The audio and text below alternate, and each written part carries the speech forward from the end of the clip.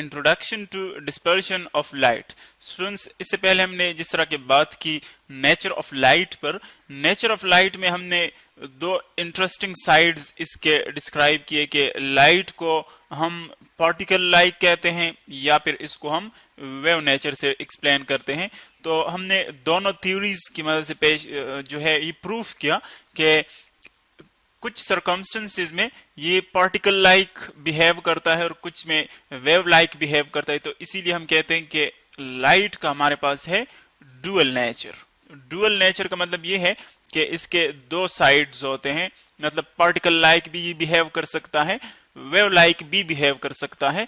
जब wave like behave करता है, वेव की तरह बिहेव करता है, तो उसमें हम कहते हैं कि लाइट हमारे पास दो वेक्टर फील्ड से बनी है।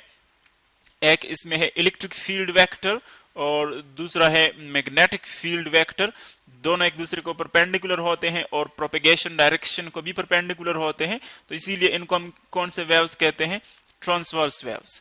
इसी तरह अगर हम इसका पार्टिकल लाइक नेचर देखें तो उसमें ये स्मॉल एनर्जी पैकेट्स की तरह बिहेव करता है और हर एक जो एनर्जी पैकेट है उसको हम कहते हैं फोटॉन। यानी फोटॉन एक्चुअली इसके पार्टिकल लाइक नेचर को शो कर रहा है कि लाइट जो है वो फोटॉन फॉर्म में भी बिहेव कर सकता है, पार्टिकल्स की तरह डिस्क्रीट फॉर्म में भी बिहेव कर सकता है, यानी एनर्जी बंडल्स फॉर्म में होता है। अब देखें, ये पहले ये समझ ले कि ये जो पार्टिकल है हमारे पास, ये एनर्जी पैकेट्स होते हैं, मतलब इनको हम मटेरियल पार्टिकल नहीं कह सकते बल्कि ये एनर्जी के बंडल्स होते हैं। और यहां पर ये हमारे पास होते हैं दो ऑसिलेटिंग फील्ड्स हैं जिससे लाइट मिलकर बनी होती है।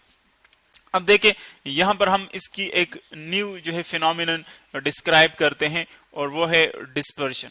डिस्पर्शन के अगर आप सिंपल वर्ड्स में देखें तो इसको हम कहते हैं कि कोई भी चीज जो कि मुख्तलिफ कंपोनेंट से बनी होती है, जब वो स्प्रेड हो जाए, स्प्रेड, या इसको हम यूं डिफाइन कर सकते हैं, spreading into components, spreading into its components. यानी फॉर एग्जांपल कोई ऑब्जेक्ट मुख्तलिफ कंपोनेंट से बना है, कॉम्बिनेशन फॉर्म में है, तो जब उसको हम उन कंपोनेंट्स में डिवाइड कर लेते हैं, हर एक कंपोनेंट को अलग अलग कर लेते हैं एक दूसरे से, तो हम कहेंगे कि ये स्प्रेड हो गया, या इसको हम कहते हैं डिस्पर्शन। अब अगर आप देखें फॉर एग्जांपल हमारे पास सपोज कुछ स्टिक्स ले लें, हम एग्जांपल एक स्टिक, ये दूसरा स्टिक, ये तीसरा, यानी मुख्तलिफ स्टिक्स को जो है हमने कंबाइन किया हुआ है एक बंडल फॉर्म में। तो अगर मैं हर एक स्टिक को देखे अलहदा अलहदा कर लूं, इस स्टिक को अलग कर लूं, यहां से इसको अलग कर लूं और इस स्टिक को अलग कर लूं, यानी इंडिविजुअली इनको हम सेपरेट कर ले एक दूसरे से, तो हम कहेंगे कि ये डिस्पर्स हो गए। तो बिल्कुल इसी तरह यहां पर हम पढ़ेंगे लाइट की जो एक फिनोमिनन है कि जिसमें हमारे पास जो व्हाइट लाइट है, यानी जो आमतौर पर हम जिससे इंटरेक्ट करते हैं उसको हम कहते हैं व्हाइट लाइट। आम लाइफ में हम देख रहे हैं इसको हम व्हाइट लाइट कहते हैं। व्हाइट लाइट हमने पहले भी डिस्क्राइब की थी कि ये एक्चुअली 7 कलर्स से मिलकर बनी है, 7 कलर्स से मिलकर बनी है, 7 कलर्स। अब ये एक्चुअली 7 कलर्स का कॉम्बिनेशन है, तो जब हम इन 7 कलर्स को एक दूसरे से सेपरेट कर लेते हैं, अलग अलग कर लेते हैं, तो हम कहेंगे कि इस फिनोमिनन को हम क्या कहेंगे? Dispersion of light. यानी हम कहेंगे कि लाइट जो है वो डिस्पर्स हो गई, जो है वो अपने कंपोनेंट्स में डिवाइड हो गई। सो यहां पर हम एक सिंपल एक्सपेरिमेंट की मदद से ये एक्सप्लेन कर देंगे किस तरह लाइट का डिस्पर्शन जो है हम ऑब्जर्व कर सकते हैं। देखें, फर्स्ट जिस साइंटिस्ट ने इसको ऑब्जर्व करने की कोशिश की थी वो था न्यूटन। न्यूटन फर्स्ट साइंटिस्ट था जिसने डिस्पर्शन ऑफ लाइट पर काम किया था। उसने देखा कि अगर लाइट 7 कलर से बनी है तो हम किस तरह इसको देख सकते हैं, वो 7 कलर्स हम किस तरह उनको सेपरेट कर सकते हैं। बहुत सिंपल एक्सपेरिमेंट उसने किया कि एक डार्क रूम था, डार्क रूम मतलब उसके अंदर कोई लाइट नहीं थी, अंधेरा था इस रूम के अंदर। ये फॉर एग्जांपल न्यूटन का रूम है जिसके अंदर वो इस सिंपल एक्सपेरिमेंट को परफॉर्म कर रहा था। इसके विंडो के अंदर उसने एक स्मॉल होल छोड़ दी, यहाँ पर देखे एक स्मॉल सुराख है, ये एक स्मॉल होल छोड़ दी उसने। अब ये होल उसने किस लिए छोड़ दी, यहां से वो चाह रहा था कि मैं लाइट को एंटर कर सकूं, यानी लाइट जो है वो यहां से आ रही है, जो एरो की डायरेक्शन हमने शो की है, यहां से लाइट एंटर हो रही है यहां पर अंदर, और इसके अंदर उसने प्रिज्म रखा था, प्रिज्म रखा था अंदर। प्रिज्म हम इस शेप को कहते हैं, देखें जो आप फिगर में देख रहे हैं ये एक्चुअली ग्लास का बना होता है और ये लाइट को डिस्पर्स करता है, यानी हम यहां से प्रिज्म से इजीली जो है उसकी डिस्पर्शन ऑब्जर्व कर सकते हैं।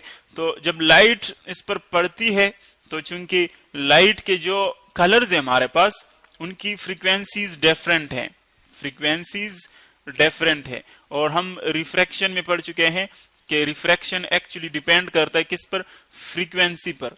अगर दो वेव्स हैं उनकी फ्रीक्वेंसी डिफरेंट है तो उनका रिफ्रैक्शन भी डिफरेंट होगा। तो अगर 7 कलर्स हैं तो हम जानते हैं कि इन 7 कलर्स की फ्रीक्वेंसी क्या है, वो डिफरेंट है।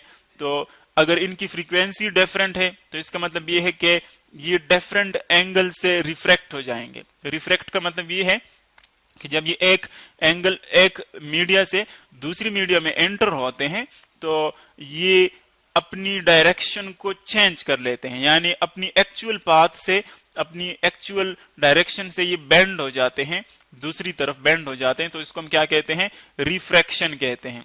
अब देखें अगर यहां पर हम इसको ऑब्जर्व करें तो एक्चुअली जो लाइट सबसे ज्यादा वेवलेंथ है उसका वो हमारे पास है रेड, ये जो ऊपर आपको नजर आ रहा है, अगर इसका वेवलेंथ सबसे ज्यादा है लैम्डा तो इसका मतलब यह है कि इसकी फ्रीक्वेंसी इन सबसे कम होगी, यानी बाकी जो कलर्स हैं। चूंकि हम जानते हैं कि जो स्पीड ऑफ लाइट है अगर हम वेव इक्वेशन से इसको रिलेट कर ले तो हमारे पास बनता है c is equal to F lambda. देखिए c स्पीड ऑफ लाइट है, f हर एक कंपोनेंट की फ्रीक्वेंसी है यहां पर, और लैम्डा इनकी वेवलेंथ है। तो चूंकि इन दोनों का जो प्रोडक्ट है वो इसके इक्वल होता है तो इसीलिए हम कहते हैं कि अगर ये एक चीज इंक्रीज होता है तो दूसरा क्या होगा, वो डिक्रीज होगा, ये डिक्रीज होगा तो दूसरा इंक्रीज होगा। तो इसका मतलब ये है कि रेड लाइट जो है, रेड वन, वो क्या है, उसका वेवलेंथ सबसे ज्यादा है। तो इसका मतलब ये है कि उसकी फ्रीक्वेंसी सबसे कम होगी, फ्रीक्वेंसी इन सब कलर्स में से सबसे कम होगी उसकी। जब फ्रीक्वेंसी कम होगी तो फ्रीक्वेंसी डायरेक्टली डिपेंड, एनर्जी जो है वो डायरेक्टली डिपेंड करती है फ्रीक्वेंसी पर। तो इसका मतलब है कि इसकी एनर्जी कम होगी, ठीक है। अब देखिए एनर्जी यहां पर हम डिस्क्राइब नहीं करते, जस्ट हम इसको एक्सप्लोर करना चाहते थे। जो रिफ्रैक्शन है जिसकी फ्रीक्वेंसी सबसे ज्यादा होगी वो सबसे ज्यादा रिफ्रैक्ट होता है, जिसकी फ्रीक्वेंसी सबसे कम होती है वो कम रिफ्रैक्ट होता है। तो आप देख रहे हैं कि जो वायलेट कलर है, वायलेट कलर देखिए सबसे नीचे जो हमारे पास है, जो सबसे ज्यादा बेंड हुआ है, ये इसको हम कहते हैं वायलेट कलर, वायलेट है। ये है इंडिगो कलर, इसको हम आई से रिप्रेजेंट करते हैं। ये ब्लू कलर है, देखिए यहां पर हमने जो शो किया हुआ है स्पेक्ट्रम में, आप देख रहे हैं कि एक कलर इसमें मिसिंग है फिगर में, लेकिन हम इन दो को पहले एक्सप्लेन कर लेते हैं कि जो वायलेट है देखिए उसकी फ्रीक्वेंसी सबसे ज्यादा है और जो रेड है उसकी फ्रीक्वेंसी सबसे कम है। तो जिसकी फ्रीक्वेंसी सबसे ज्यादा है वो सबसे ज्यादा बैंड होता है, इसी तरह जिसकी फ्रीक्वेंसी सबसे कम है वो कम बैंड हो रहा है। तो इसका मतलब ये है कि जो रिफ्रैक्शन है उसकी मदद से अगर हम देखें तो प्रिज्म की मदद से हम जब लाइट को प्रिज्म से पास कर लेते हैं तो हर एक कलर मुख्तलिफ एंगल से रिफ्रैक्ट हो रहा है। तो अगर मुख्तलिफ एंगल से रिफ्रैक्ट हो रहा है तो इसका मतलब यह है कि ये क्या हो जाते हैं, सेपरेट हो जाते हैं, एक दूसरे से अलग अलग हो जाते हैं। तो इस तरीके से न्यूटन ने ऑब्जर्व किया कि अगर हम इसको प्रिज्म से पास कर ले तो रिफ्रैक्शन की वजह से इनके जो कंपोनेंट्स हैं वो मुख्तलिफ एंगल से रिफ्रैक्ट होते हैं, और इसी लॉजिक की मदद से उसने प्रूफ किया कि हम व्हाइट लाइट को इनके कंपोनेंट्स में सेपरेट कर सकते हैं, और इस फिनोमिनन को हम कहते हैं डिस्पर्शन। यानी जो एक्चुअली रिफ्रैक्शन है वो डिपेंड करती है किस पर, फ्रीक्वेंसी पर। अगर इन सब की फ्रीक्वेंसी सेम होती तो फिर ये एक ही लाइन में रिफ्रैक्ट हो जाते, फिर इस तरह के डिफरेंट जो है इनके कंपोनेंट्स हम ऑब्जर्व नहीं कर सकते थे। तो जो एक्चुअली डिफरेंस है डायरेक्शन चेंज होने में वो इनकी फ्रीक्वेंसीज की वजह से होता है।